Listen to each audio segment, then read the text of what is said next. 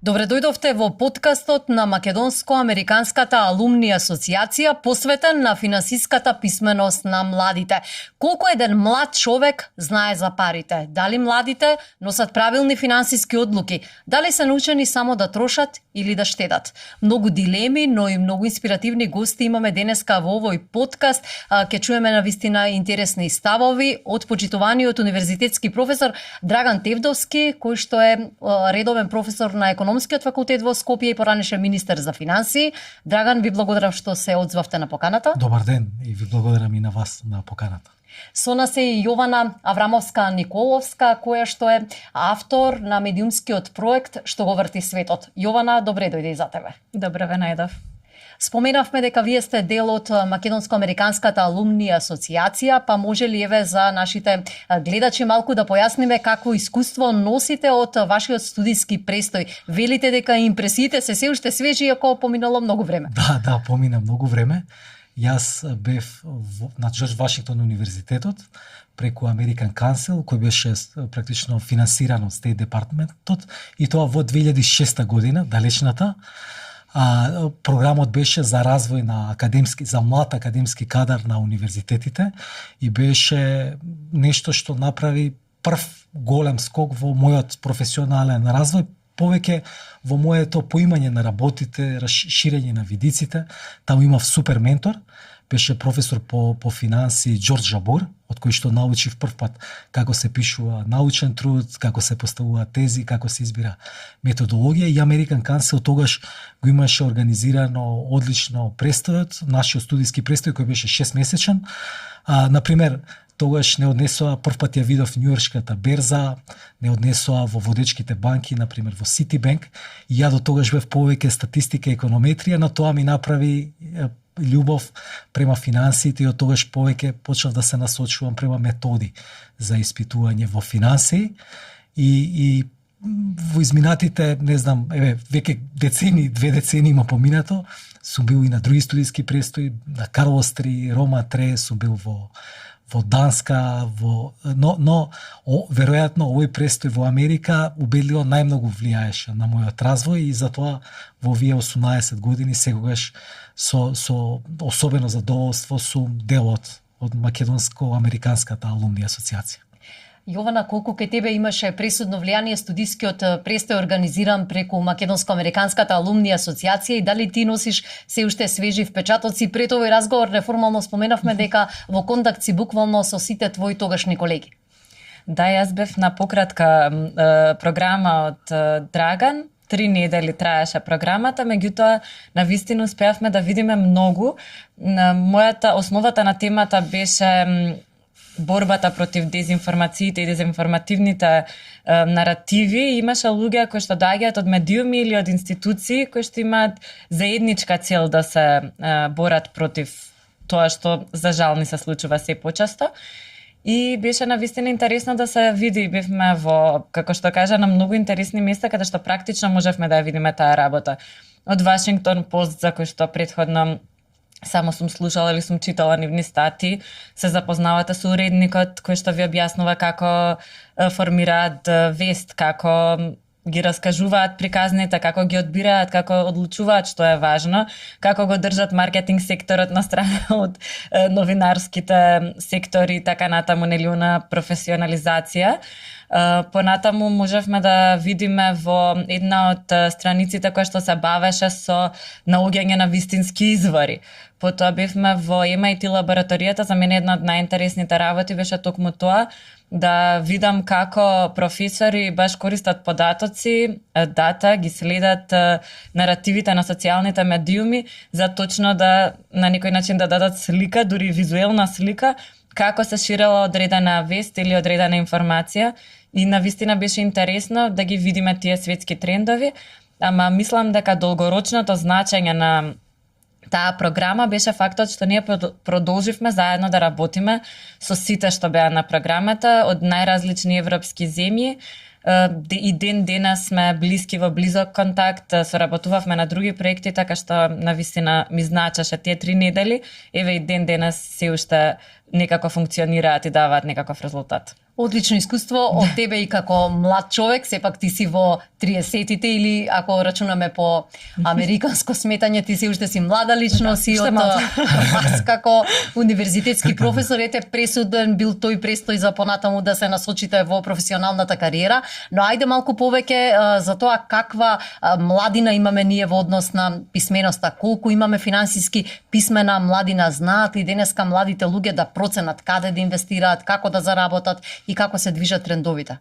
Ако се има истражувања за тоа, мислам дека релевантни истражувања може да се видат на сајтот на Народната банка, кој што има едно истражување на ОЕЦД кое што покажува дека регионот на југоисточна Европа, младите луѓе во нашиот регион имаат пониска финансиска писменост, ако се споредат со тие од ЕУ земјите или од ОЕЦД земјите, ако се гледа Македонија, финансиската писменост на младите луѓе е слична на таа од другите земји. Например, таму ја споредуваат многу слична со Бугарија, и ова е во рамки на она што го знаеме за оние општи знаења, например ПИСА или Светска банка, она што го објавува за индекс на човечкиот капитал, покажува дека кај нас имаме гапови во знаењата и дека апсолутно треба да се работи на подобрување на финансиската писменост. Ние додека сме биле во Министерството за финансии, например,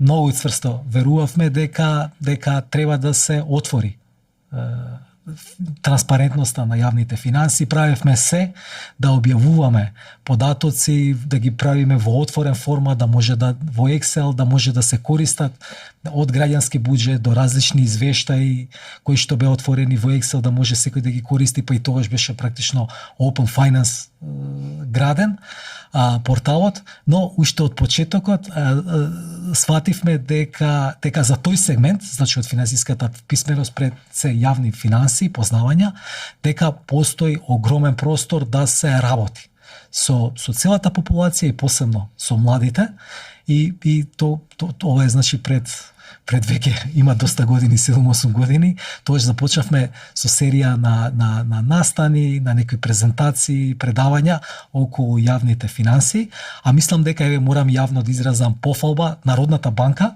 континуирано прави обуки и едукација на посебно на младите, и на нивниот сајт може да се види, ја вчера проверував повторно, таму има одлични публикации, одлични брошури кои што имаат за цел да ја подигнат финансиската писменост. Така е, навистина добре што Централната банка ни ја дава оваа можност, но мислам дека има уште многу простор и работа. Ги спомена Тевдовски резултатите од ПИСА кои што навистина се поразителни и дефинитивно пред било што да се преземе треба да тргнеме од образованието. Можеби веќе и во тинеџерските години младите малку повеќе да знаат за финансиите. Па мислам дека почнува, како што каже и Драган, и порано од тинеџерските години. Мислам дека тука сега зборуваме за финансиска писменост, често ја опфаќам и она тема на медиумска писменост, читање со разбирање и така натаму. И велиме младите можат да имаат повеќе во оваа насока или општо целата јавност, ама не можеме да очекуваме дека младите ќе бидат медиумски писмени или финансиски писмени ако немаат основна функционална писменост. А тоа се тестира на ПИСА тестирањата, каде што за жал Македонија многу ниско стои, односно нашите деца имаат ниски резултати. Се тестира читање со разбирање и се тестираат решавање на математички проблеми. Сега вие ако имате деца кои што не читаат со разбирање, деца кои што не знаат математика и не ја сакаат затоа што нели веројатно не им ја приближуваме на соодветен начин, не можеме да очекуваме дека по природен пат на нештата, кога ќе пораснат тие деца, ќе станат финансиски писмени млади или воопшто луѓе. А тоа е многу важно. Сега тука доаѓаме некаде ние, каде што да кажеме преку најразлични програми, медиумски содржини и на секој друг начин и факултетите преку нивните програми, ќе се обидеме да ја поправиме ситуацијата, па да почнеме да кажеме да им ја приближуваме финансиската писменост. Ама финансиска писменост е многу практична работа, значи како се грижам за личните финанси, како инвестирам, дали штедам и колку штедам, колкава плата преговарам за мојата работа, колку часови ќе работам за таа плата, колку време ќе работам додека да побарам повишување. И понатаму тоа се преточува и во бизнисите, каде што гледаме дека и нашите бизниси носат полоши финансиски одлуки од некои странски, не сите бизниси, нормално. Имаме одлични и успешни компании, ама баш таквите ние сакаме да ги поканиме и да ги промовираме преку нивниот пример, оние кои што сега почнуваат да научат нешто.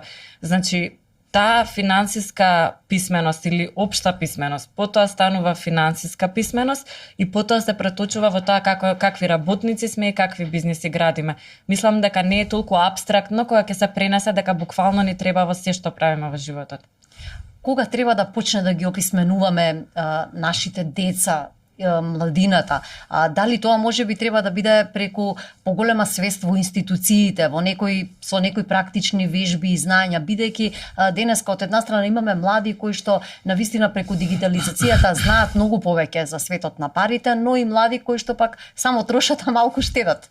Па секако дека треба да почне од најмали нозе, од основно училиште. И јас себе имав среќа 2 години да живеам во Вашингтон за време на пандемијата, работев во ММФ, моите деца одеа во училиште, државно училиште таму, одлично училиште, каде што видов дека од најмали нозе они имаат различен пристап. Прво, фокусот не е на меморирање, туку е на решавање на проблеми, значи на критичко размислување и има многу математика. Значи има некаде можеби по 2 часа на ден математика и според мене ако некој така од најмали нозе ја постави добро основата, потоа лесно може да се надоградува према познавања од лични финанси или јавни финанси. Сега, како тука да се направи? Јас се согласувам со тоа Јована што го кажува. Прво, мислам дека веројатно треба државните училишта да се обидуваат да добијат меѓународни акредитации кои ќе ги постават во некој ред, значи како треба да се предава и што треба да се предава. Второ нешто многу пати сум го зборувал тоа би требало најдобрите студенти од нашите факултети да предаваат и тоа во основно и во средно училиште, иако е тоа можеби идеализирање и радикална идеја. И ја пред 7-8 години многу пати го зборував, бидејќи силно верувам, и сум го кажувал примерот на финскиот амбасадор, сега сум го заборавил името, значи кој што пред 7-8 години беше кај нас. Јас често пати му велев, ајде вие сте написан најдобри, кој е тајната на вашиот успех?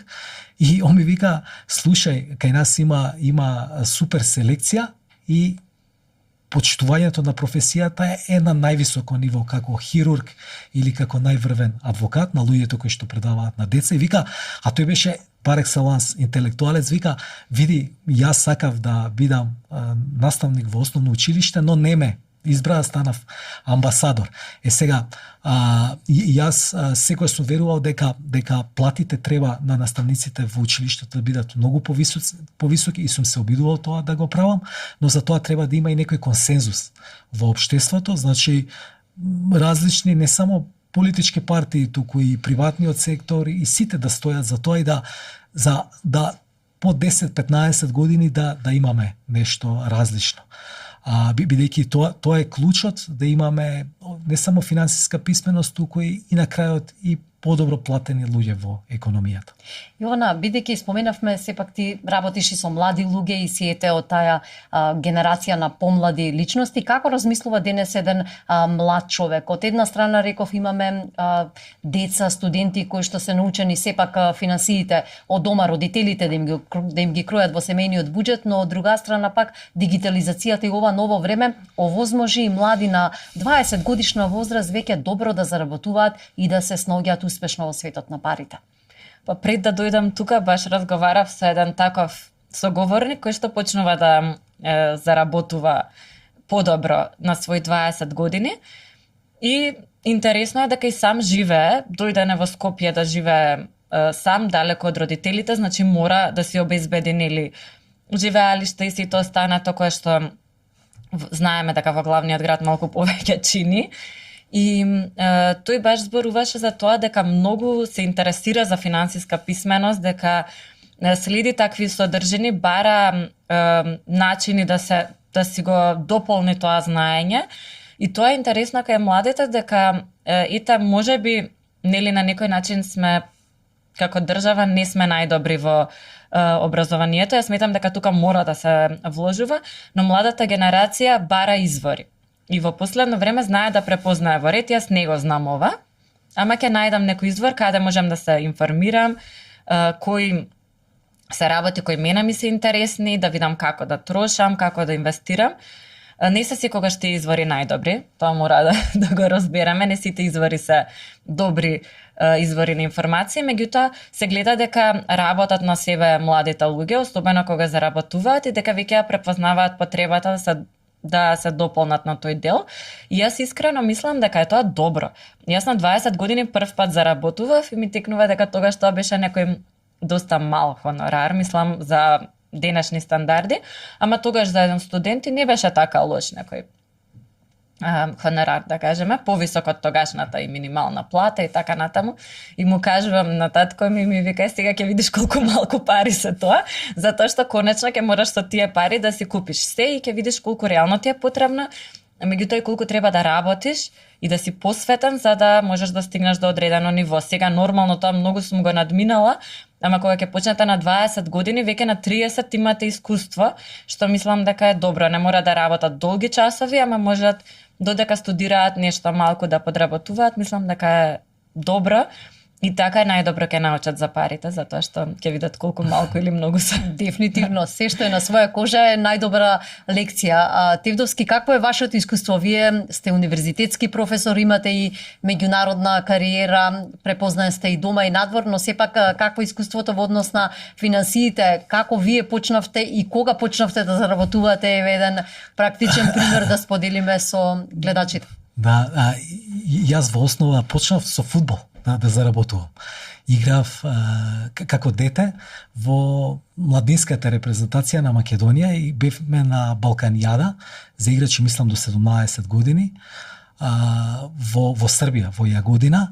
И бевме прилично успешни, победивме Албанија и Романија, игравме нерешено со Србија и во финале бевме за прв пат и беше тоа најголем успех до тогаш на младинскиот фудбал и знам дека ни дадоа некои веројатно дневници беа, ги памтам уште ден денес 80 марки, бидејќи тие ја бев многу горд, бидејќи беа заработени пари за играње за репрезентација као остварување на мој сон и знам дека и никогаш тоа нема да го заборавам. Дел веројатно нешто потрошив, а со другите пари знам дека на мојата сестра и купив ролерки. Тоа ми беа првите пари, потоа малце посериозни пари заработив, исто така со фудбал и на студентите им кажувам дека првите години, посебно прва и втора година, играв сериозно фудбал, тогаш играв во работнички, во првата лига.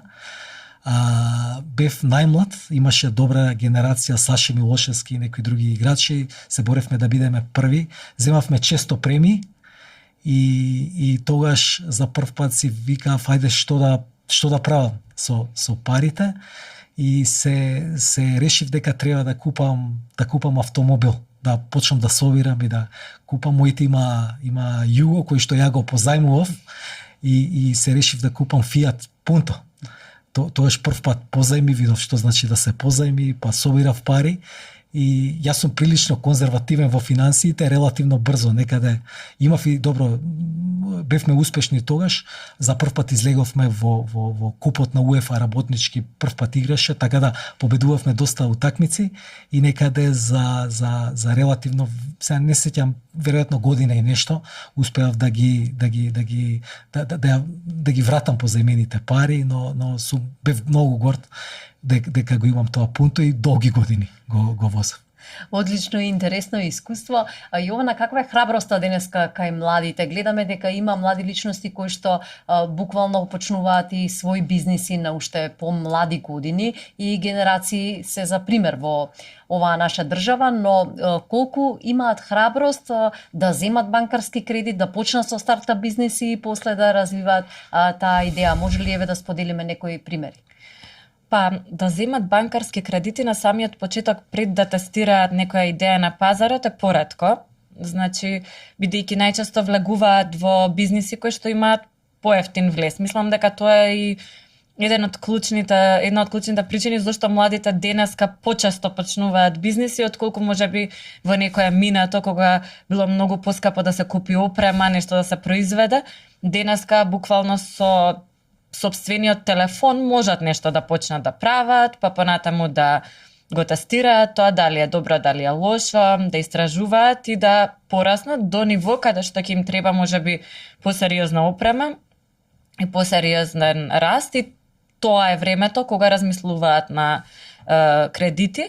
Она што ние го гледавме преку една од програмите на Змај, каде што практично нашата стартап академија, една од банките ја препозна како супер пакет за да го даде заедно со кредитите за стартапи. И сега повторно разговаравме за продолжување на оваа можност со нив, затоа што велат имаме одличен поврат, односно таа едукација заедно со финансирањето дава подобар резултат отколку некој така пуштен самиот на себе да земе финансирање и да можеби да го пропадне бизнисот, да не знае да го тестира на пазарот и слично. Мислам дека во одредена фаза кога ќе треба да се земат и да се поземат пари, јас искрено препорачувам и да се едуцираат како да го развиваат бизнисот.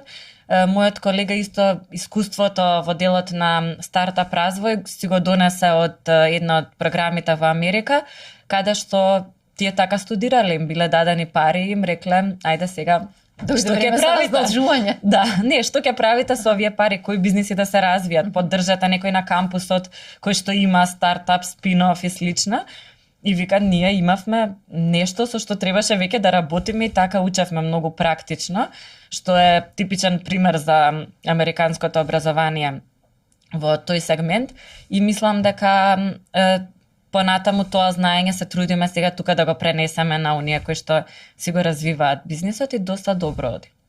Важна е едукацијата. Вие како универзитетски професор на економскиот факултет повеќе пати студентите ве препознаа и ве одбраа како најпосакуван или најдобар професор од кој може да извлечат поуки и научени лекции. Во последното видео кое деновиве можевме да го видиме, ги учите на 3 работи: да бидат мотивирани, да работат над 10.000 часови и да веруваат во себе. Јас верувам во суштина во трите работи и веројатно секогаш сум се водел тоа дека најбитна е работата и се обидувам тоа да го пренесам на студентите. Ја морам да кажам дека колку што мене ми годи што го слушам од нив, така да ја добивам енергијата од нив, бидејќи го препознавам и нивната и желба за учење, и нивната желба за развој. И сега тоа што го зборувам на видеото, во суштина јас го кажувам на секое прво предавање на нова генерација, дека по час од 45 минути, но тие побараа да го кажам многу кратко, на некои тие велеа не повеќе од минута, бидејќи никој не сака да слуша повеќе од минута.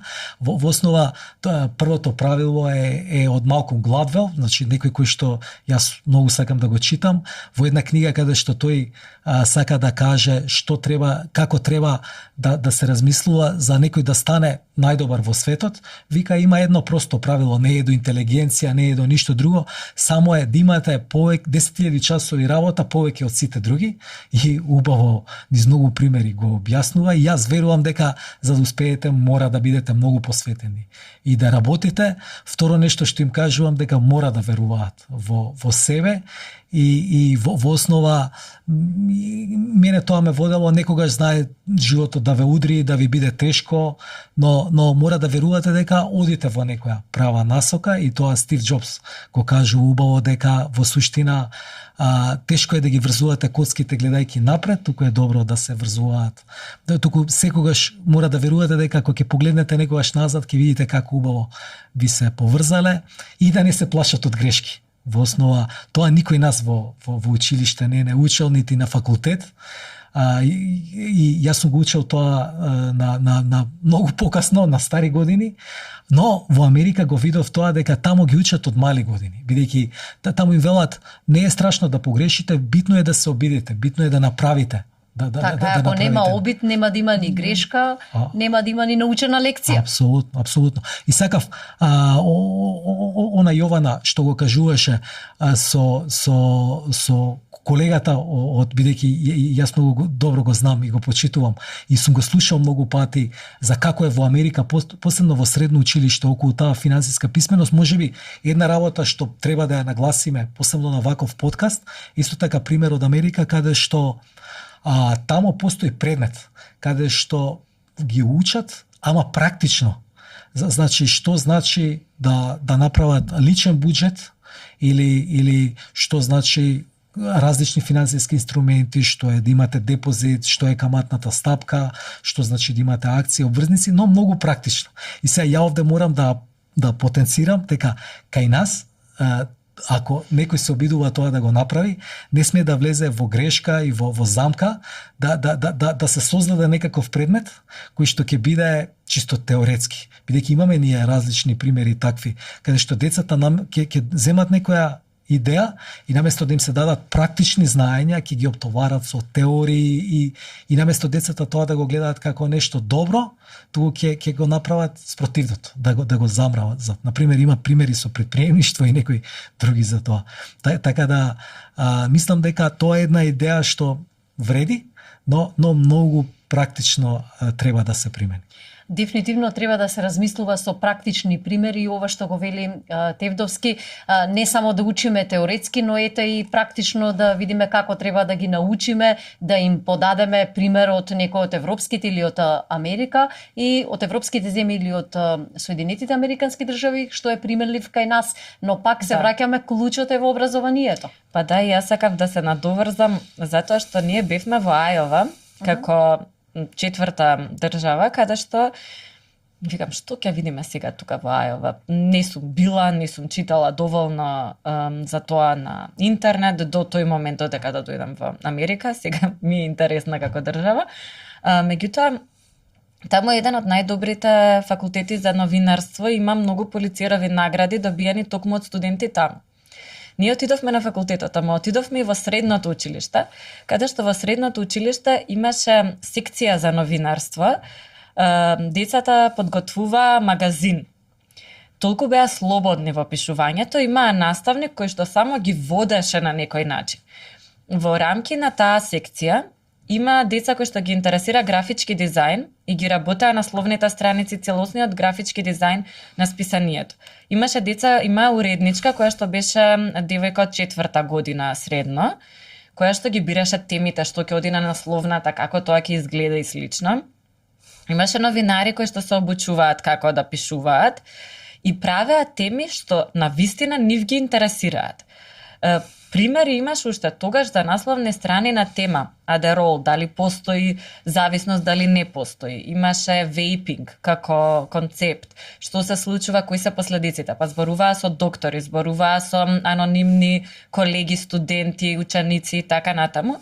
И вие така ги спремате и имаше маркетинг сектор кој што сето тоа го финансираше. Значи, некои што работат продажба во средно, да обезбедат финансирање за нивното списание кое што оди до учениците во нивното средно и така натаму. И потоа тие млади одат на факултетот, нормално таму имаат весник кој што е читан во целата држава, значи не се работи само за студентски весник, туку обработуваат теми кои што се битни за целата држава. И од тие луѓе, нормално дека ќе имате добитници на Пулицерови награди, кога на тој начин им е се организирано. Ама нормално дека ќе ги имате некои од најдобрите графички дизајнери, ќе имате продавачи, економисти добри, затоа што преку тоа списание целиот тој екосистем што е потребен на практичен начин се создава. Такво нешто јас би сакала искрено да видиме. И тука ние и работевме со наставници на кои што им го предававме во конкретно пелагонискиот дел од Македонија, меѓутоа мислам дека ова е нешто што брзо ќе направи развој затоа што е стартап сцената е полесна за влез од другите да кажеме индустрии за наши ученици идни, а и може доста рано да почнат да пробуваат и да грешат во континуитет, ама стварно е тешко да се објасни дека што подобро е на 15 години да сгрешиш со 500 денари, 1000 денари, отколку на 35 години да сгрешиш во бизнисот кога веќе си земали кредити и така натаму. Така што мислам дека тоа е нешто што треба да се размислува, државата да го размислува, ама еве и ние, зашто да не, родители сме сите, треба да притискаме во таа насока. Така, едно институционално, но друго и тоа што секој од нас може да го направи и да даде додадена вредност во ова општество. Ете, јас како родител обкружена со моите тинејџери, често пати и тие се интересираат за финансиите, па еве да им откриеме и на сите идни генерации, кога би требале да се одлучат младите, често пати гледаат дека може да заработат од инвестициски фондови кои што се сега многу актуелни, од вложување на акции во берза, иако нашата берза не е во толкав подем како американската, да речам, но што вие како економист, како професор и како човек кој се занимава со финансиите, би им советувале на идните генерации каде да ги вложат своите пари или како да почнат бизнес? Сега, прво, јас ќе кажам дека прво би им препорачал да се едуцираат. Значи, во денешно време имаат и многу можности за тоа. Например, ова зборувам посебно за некој кој што не е економист или не посетува курсеви по финанси. За нив може на крајот да кажам. Значи, некој основен курс по финанси, каде што има временска вредност на парите или познавање на различни инструменти. Има одлични платформи, например Coursera, edX, кои што за бесплатно или за многу мали пари може да добијат курс кој што е многу сериозен од водечките светски универзитети. Прво да го посетуваат, второ, еве со нашите студенти кои што се на факултет, кои што работат со мене, секогаш ги терам пред да инвестираат. Има една симулација на македонската берза, и ние правиме надпревари меѓу нас, па да видиме кој најмногу ќе... Каква проценка ќе дадат? Практично со виртуелни пари.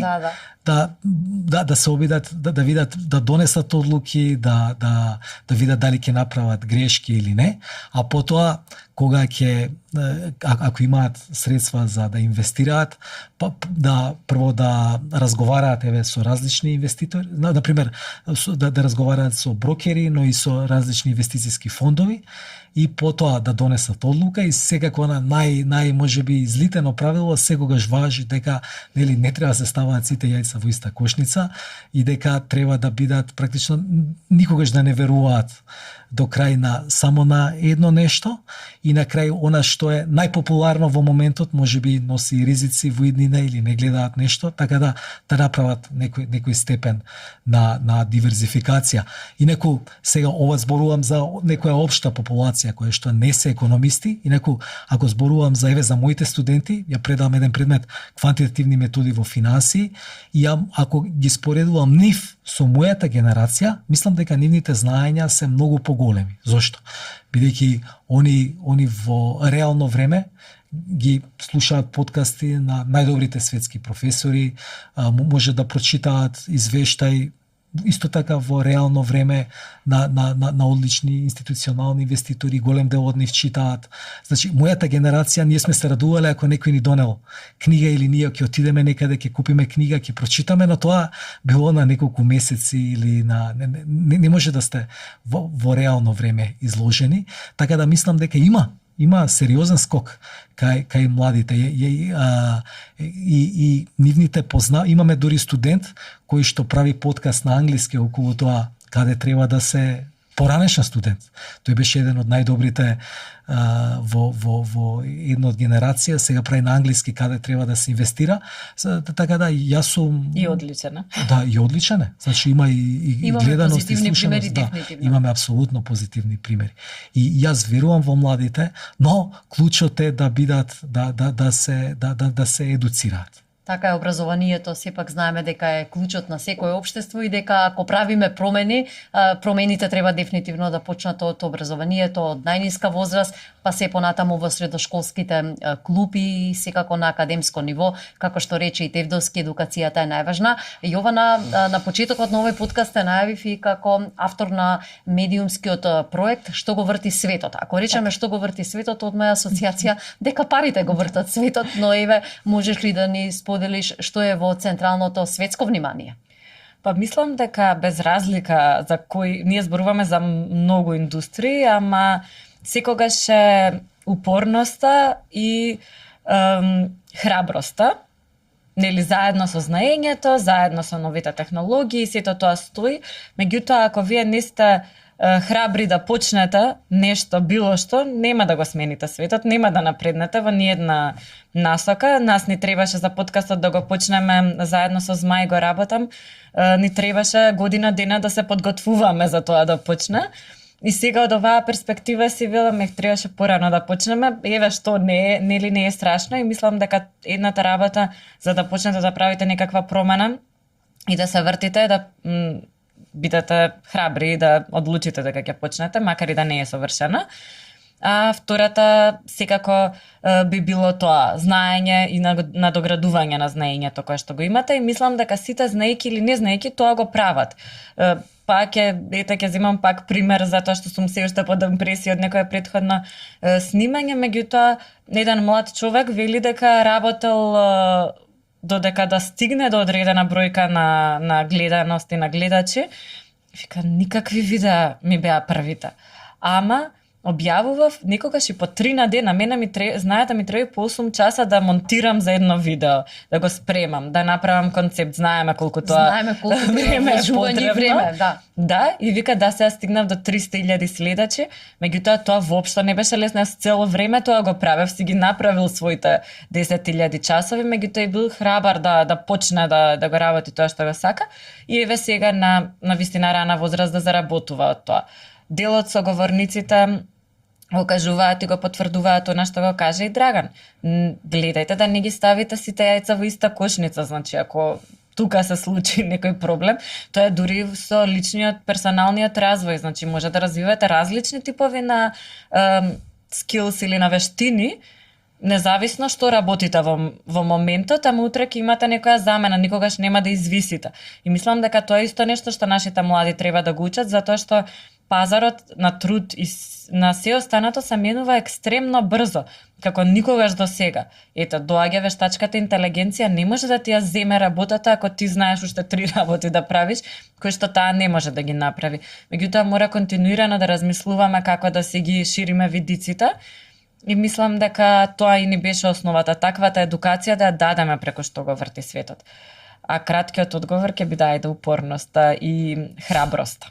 Дефинитивно, важна е храброста кај секој еден млад човек, важна е и кај нас во носењето на одлуките, но пред се ќе се согласам дека дисциплината и посветеноста секако носат долгорочни резултати.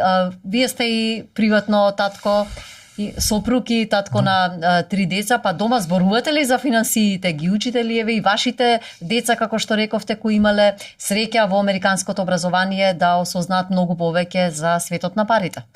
Сега моите се релативно мали, се 6, 9 и 12 години. Мислам дека премногу рано е сега некои концепти као, не знам, околу што е каматна стапка, инструменти. Дефинитивно е многу рано, да. Но мислам дека ако треба да издвојам, значи се обидуваме да им кажеме дека прво дека треба да го почитуваат тоа што се купува и практично да гледаат да бидат скромни. Зошто? Бидејќи тоа мојата сопруга особено го прави, на пример, не дозволува јадење да се фрла или да се остава, им вели често дека има толку многу деца кои што се гладни и дека мора тоа да го почитуваат.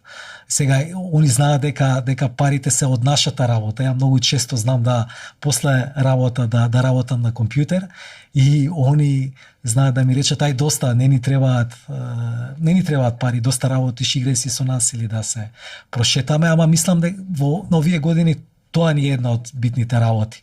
Значи да бидат скромни и да го почитуваат тоа што го имаат. И втора работа, бидејќи се 3, ова се обидуваме многу сериозно да влијаеме да споделуваат. Практично да не бидат себични, да споделуваат кога не знам некоја баба, дедо ќе им даде пари или од роден ден, да не биде за нив, туку да биде и за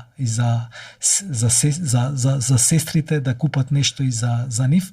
Мислам дека тие вредности се побитни, а со образование ќе си дојдат моментите на финансиска писменост и како се буџетира.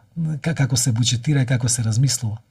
Јована, ќе успееме ли ете и со овој подкаст во кој навистина слушнавме многу интересни теми, ставови и искуства да ги промениме навиките. Доаѓа ново време, како што рече и ти, се менуваат брзо и условите на пазарот на труд и во сите други сфери. Дигитализацијата си донесе свој навики. Има ли верба дека еве и македонските генерации ќе станат економски пописмени? Мислам дека да, затоа што самите го бараат тоа и мислам дека да, затоа што веќе луѓето се посвесни. Допрва нашата работа и мојата и твојата, ако смеам и на Драган, како професор и така натаму, ќе даваат резултати да се приоритизира образованието, квалитетот на образованието и особено неговото влијание на каква економија сакаме да градиме. Нормално ако сакаме нашите деца да останат тука или да сакаат да имаат врски со државата, јас искрено се надевам на тоа. Инаку на 2,5 години исто така за мати уште не го учам Милин, да се надоврзам на прашањето, ама мислам дека е важно она што го спомна и Драган, важно е споделувањето, важна е идејата дека си дел од нешто, од некаков на систем, тоа да им го предадеме на децата за да биде понатаму и нивната иднина подобра. И тука и било каде и да се, и да им дадеме онакви способности основни сами да можат да си направат нешто. Сега е тоа да облечат патики, ама утре ќе биде, да кажеме, да заработат нешто за себе и така натаму. Така што некоја комбинација.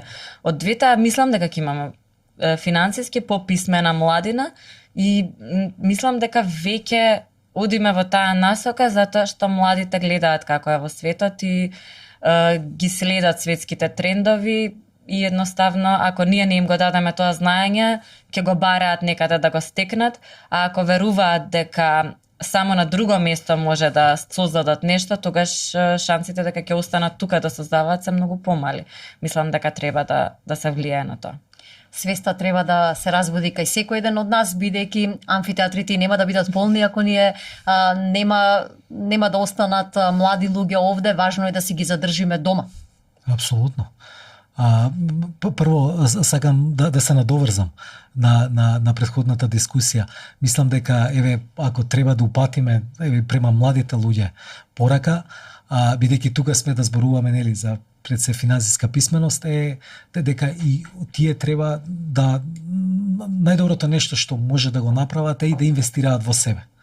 Бидејќи дури и ако мислиме дека они се што се заработува, веројатно за еден млад човек добро е да го инвестираат во во курсеви, еве спомнав некои има одлични платформи каде што може да имаат супер курсеви, но и да одат на постдипломски, докторски, бидејќи тоа ќе им даде во иднина да имаат подобри плати,